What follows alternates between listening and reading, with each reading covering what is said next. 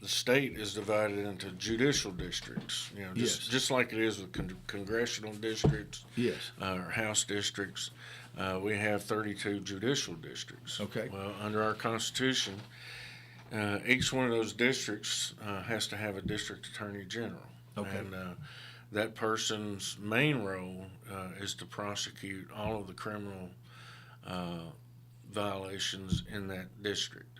Okay. So anything that a person can be charged with that carries jail time, any amount of jail time, is considered a crime or a criminal action, and falls under my purview as district attorney. So how do cases come to the DA's office? How does that take place?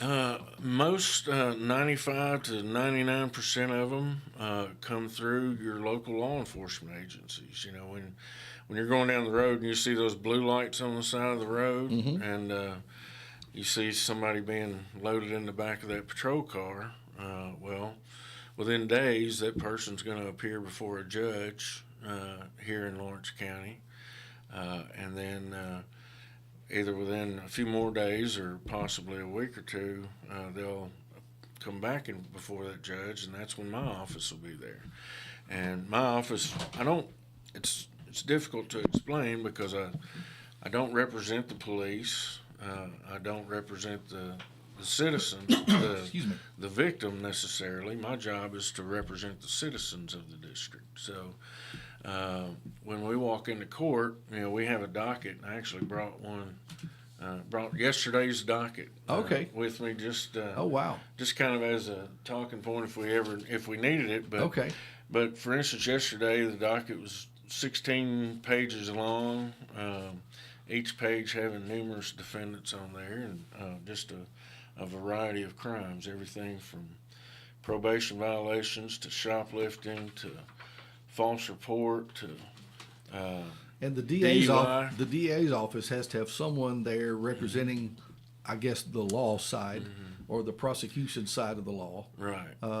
So the DA's job my job is to enforce the law.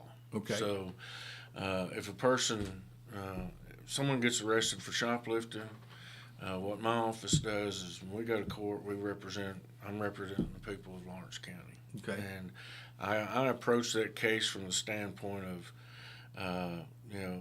how I feel the citizens would want that case handled. And then, of course, we have to be attorneys.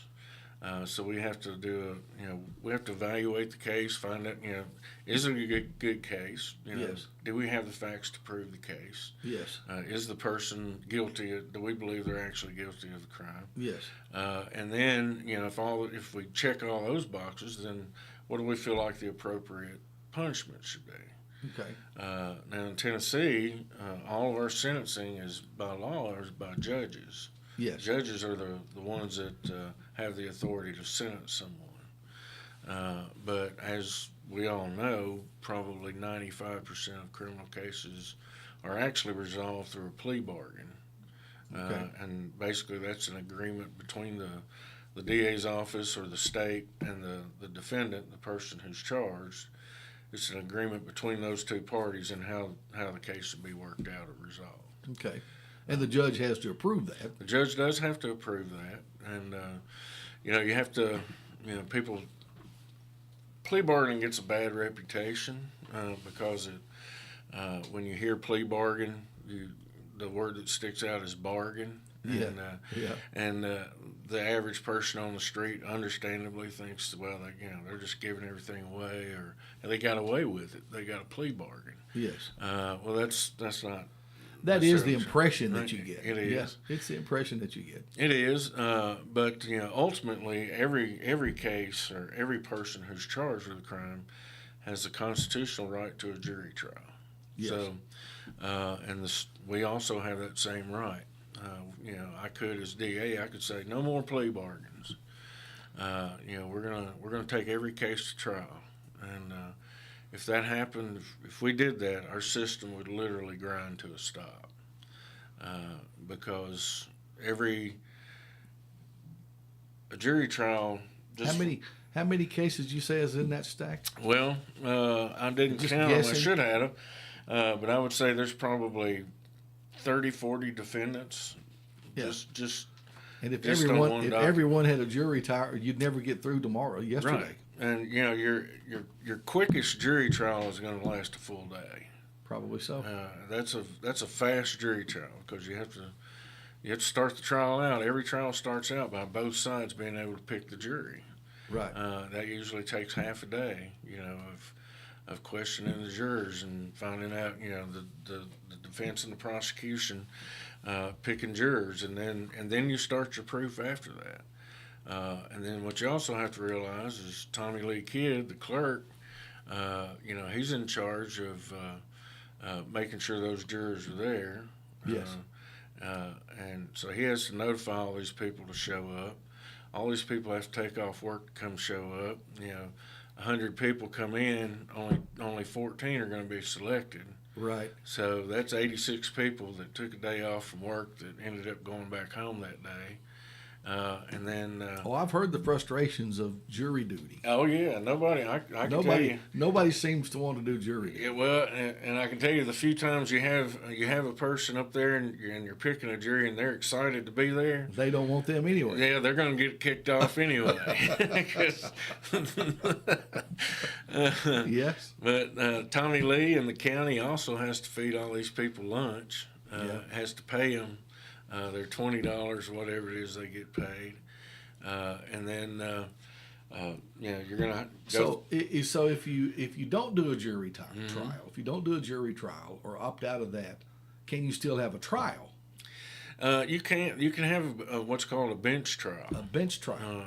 That's Yeah, both parties have to agree Yes. to waive the jury. and that leaves everything up to the judge at Right. that point. Then at that time the judge decides whether or not you're guilty, and then decides the punishment. Which is what we see on the TV courtroom shows. Typically, yeah. The little small court things. Yeah, those are all civil courts. Yes. Those are what we would call small claims. We might want to talk about that, but there's civil court and then there's criminal court. Right. Well, for those of us who are ignorant to most of this, what's the difference in those two? In other words, you're talking about someone being convicted and potentially having to serve some time in jail or prison. Right. So But an example of a civil case would be where someone can pay it. right, your car accident, your Bart Durham cases, Yeah.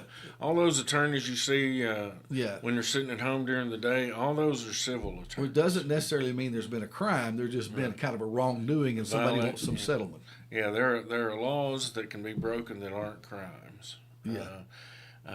Just like a divorce is a civil case. Yes. Car accidents, were. So the DA's office, you're not involved in civil cases. No, thank goodness. We have some bleed over. Yeah. We have some of our domestic violence cases are related to Right. divorces and things like that. Some of our, we may have custodial interference charges that are related to child custody issues. Child abuse charges sometimes are alleged Right. during those times. Yeah. There is some bleed over in some cases, but Yeah.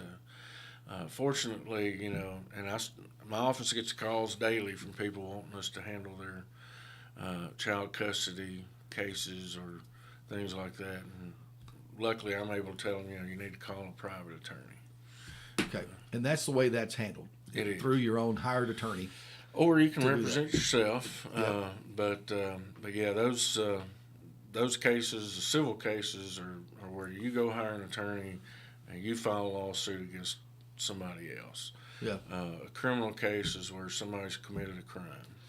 You've been in office now since 2014. you said. 2014. So you've been there a while now. It's going on. Well, it'll fixing to be 10 years. It'll be 10 years this Yeah. September. We have the judicial offices in the state, judges and DAs and public defenders. We all have 8-year terms. This is not an election year for you. It's not. 22 was an election year. 22. But I was able to lay low and I didn't have to harass everybody that year for votes because I didn't have an opponent. Yeah. And That kind of made it easy. that's an amazing blessing right there. And I would say so. I see our sheriff's trying to call me right The now. sheriff, I hope he. The sheriff needs you. Yeah, I hope it's If you need to nothing take too it, serious. if you need to take it, you can. Well, I don't want to take it on air because you don't know what it might be, but I'm sure he'll text me. Maybe if he's listening, he can call us on the radio. We'll just tell. That'd be great. We'll just air out the whole thing right here. Yeah. That could be dangerous. Oh, it's 8:42. I've got Brent Cooper with me, the district attorney here for the 22nd Judicial District, which I learned this morning. I wouldn't have been able to know. I would have known that. But now I do know. Looking back in the history of things, and I don't want you to tell anything that you don't feel comfortable telling or anything like that. But can you talk about any cases that maybe stick out or maybe notorious, something that in the cases over the years that have been either interesting or odd or whatever? Is there anything that sticks out? Of course, there's probably lots of them, but well, I guess being in Lawrence County, the first one that came to mind was the Sam Passarelli case. yes, That was Fat Sam, I guess, was Yeah. Mr. Passarelli's nickname. yeah, And yeah, everybody, that's what he was known as. Right. And right, I guess he was one of the last people that people in this area thought was probably mob related, yes, or related to the mob, and I think he kind of kept that image up. But his murder was an interesting case in and of itself. I mean, they're all interesting and they're all tragic, especially Yes. murders. yeah, But his case his case is a good example of how just fate will intervene sometimes and solve a case. yeah, When Sam was found beaten to death, and it was a absolutely horrible crime scene. The blood yeah. everywhere. I mean, he was killed primarily with a hammer. And, Wow. Was beaten to death with a hammer, and what you can imagine left a lot of blood, pretty much on every surface in the area. And of course, there was a knife was involved too, but the primary weapon was a hammer. It was at first it was a real whodunit. Yeah. This lady's housekeeper, so to speak, was her son was the one that found Sam and called it in. And he was going over to I forgot why he was going over that day, but it was common for him to go to Sam's house. Of course, his mother did odd jobs for Sam and was a friend of Sam's and all that. So he found him, and then he reported it. His mom was right there with him and as a reporter on the case, and they were both considered witnesses. I mean, they were key witnesses, but neither one of them were really considered suspects. And the case kind of went cold until I can't remember how many months later it was, but it was a good bit of time later. A man was out walking his dog, and in the southern part of the county, and his dog kind of got fixated on an object there in the ground and started sniffing it and scratching around it, and the man goes over and realizes it's the corner of what looks like one of those bank bags. You take deposits to the bank. Yeah. And he pulls it out of the ground and opens it up, and there in that bag is a hammer, and then prescription bottles with Sam Passarella's name on it. Oh, wow. And that's what broke the case. That dog hit on that object just coincidentally directly behind Sam's housekeeper's house, where he'd been buried behind that house. Oh, wow. And now she's in prison, convicted of his murder. Wow. Yeah. So Unbelievable. yeah, and that case went to trial, and she had a defense, and she claimed self-defense basically. Yes. But the jury obviously didn't buy that. Wow. And now she's, Yeah, that was kind of looking for the right word, but a sensational is what I was looking for. It A was. sensational case here. Everybody was, all up in speculations about it and everything, all that kind of stuff. Yeah, and that's the and I just think that case is an example of why, even after I'm gone, you want your DA, your district attorney to be someone that has that experience of going into a courtroom and proving cases. Yeah. And working with law enforcement, ideally, and that's a big part of our job is helping the police do their job better. And I've been extremely blessed since I've been in office. I have gathered a team of some of the absolute best trial attorneys in Middle Tennessee. That was going to be my next question. Is your staff? How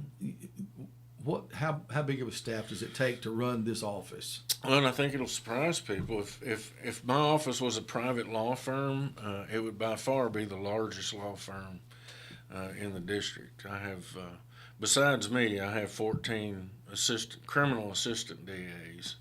So 14 prosecutors working for me. They're all attorneys, from various law schools all over the place, with varying degrees of experience. Yeah. But they're all, selected by me, and they do a great job. So there's 14 attorneys doing that. And then the forgotten half of my office is the child support division.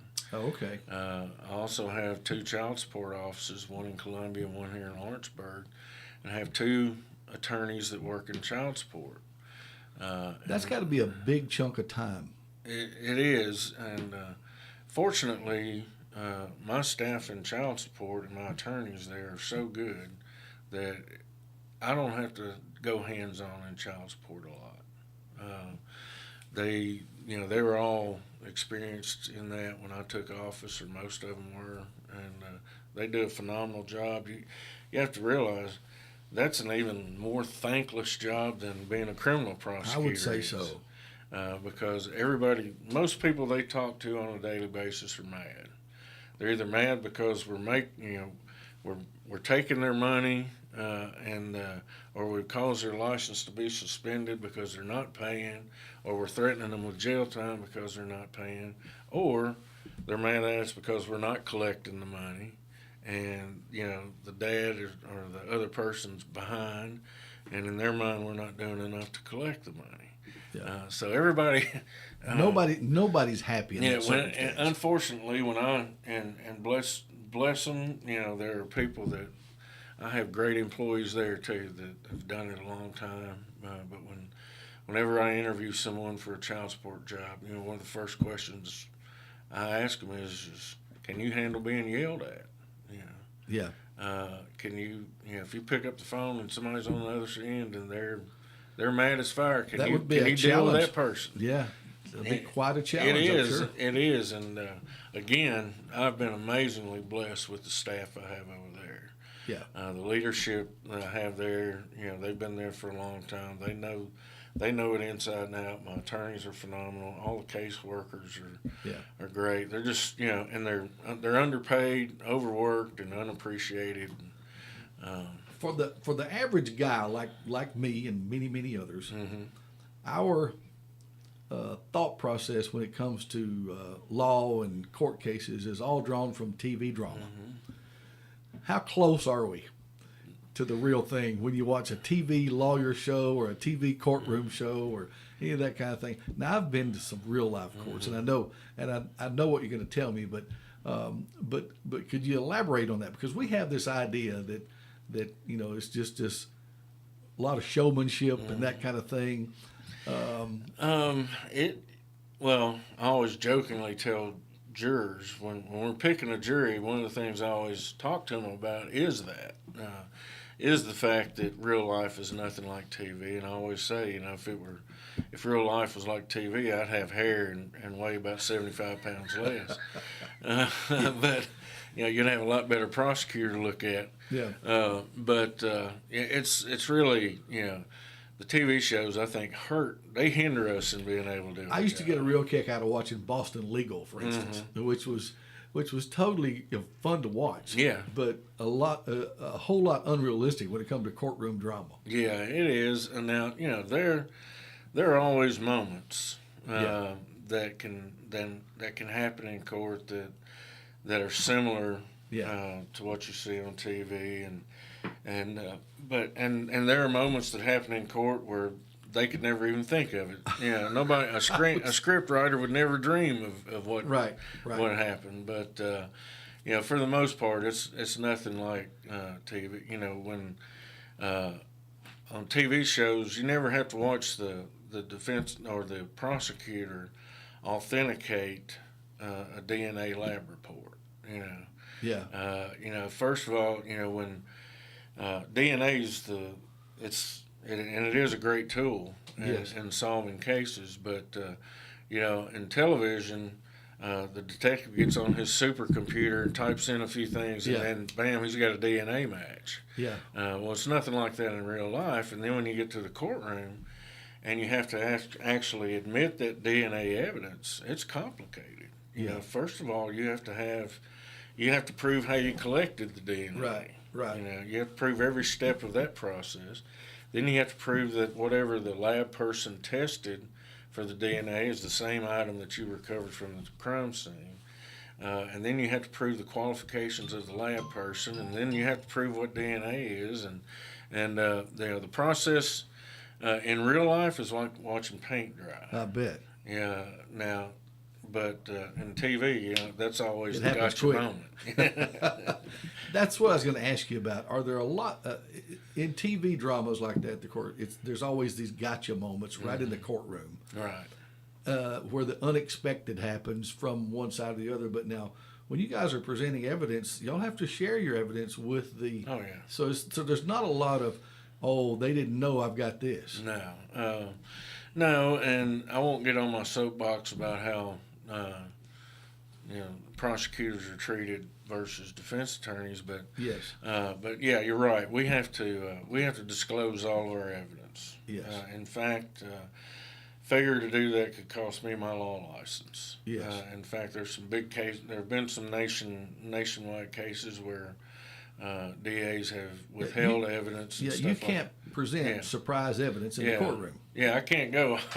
Here's a copy of that DNA. Didn't tell you we had that. No, Yes. I can't do that. If I did, there'd be an immediate mistrial. Yes. I would be at least subject to sanctions for ethical violations, and could potentially even lose my law license. Wow.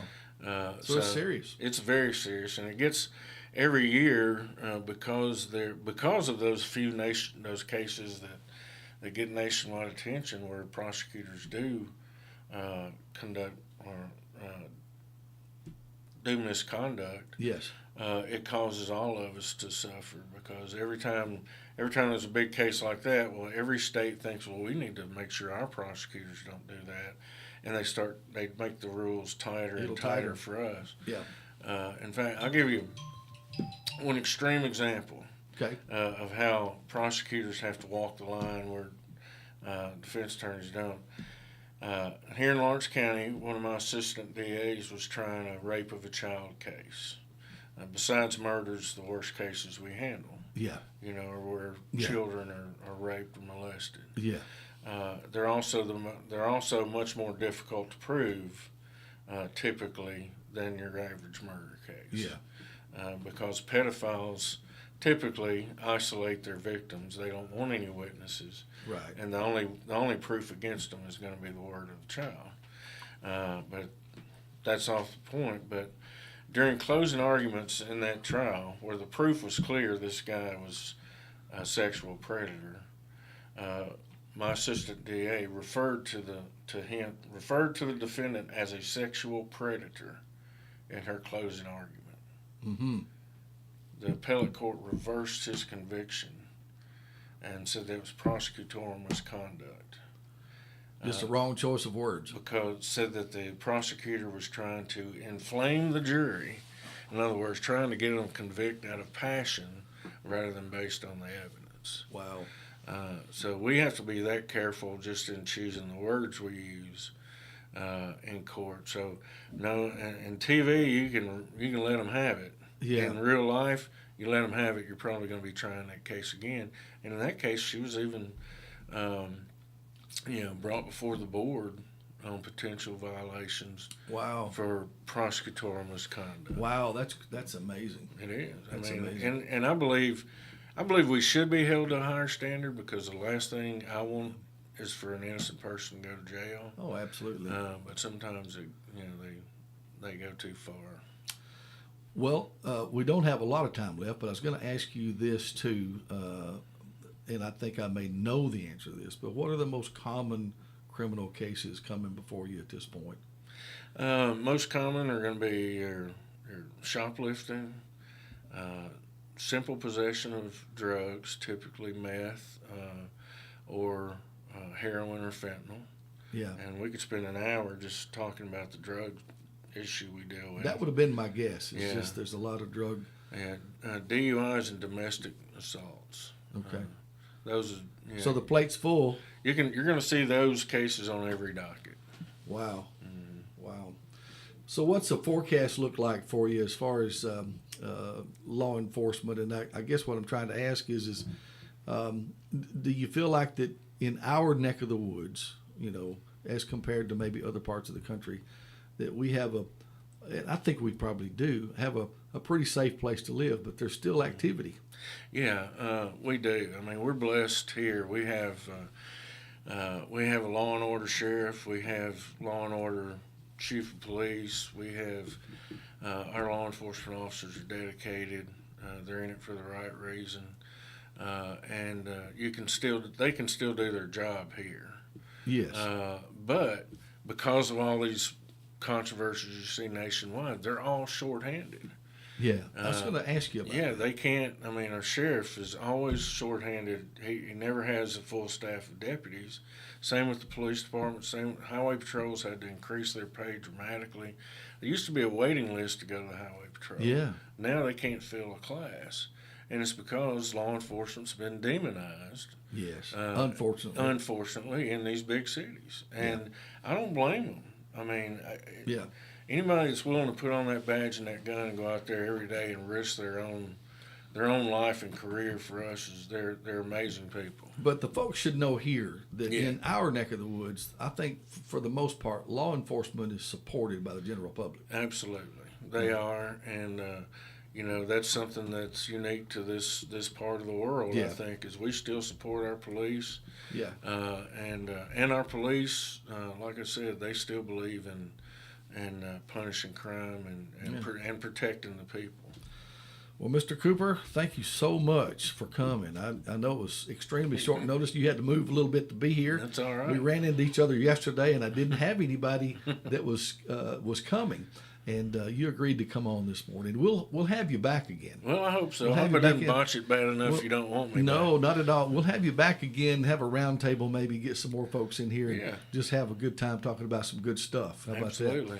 You're a football fan, I know. I am. Go Vols. Go Vols. We'll do all that stuff maybe later on. So God bless, buddy. Thank you. Have a great rest of the week. Okay. You too. It's not near the border, testifying at a House impeachment hearing starting this hour, saying this crisis affects them too. Now, Mayorkas has said Congress needs to fix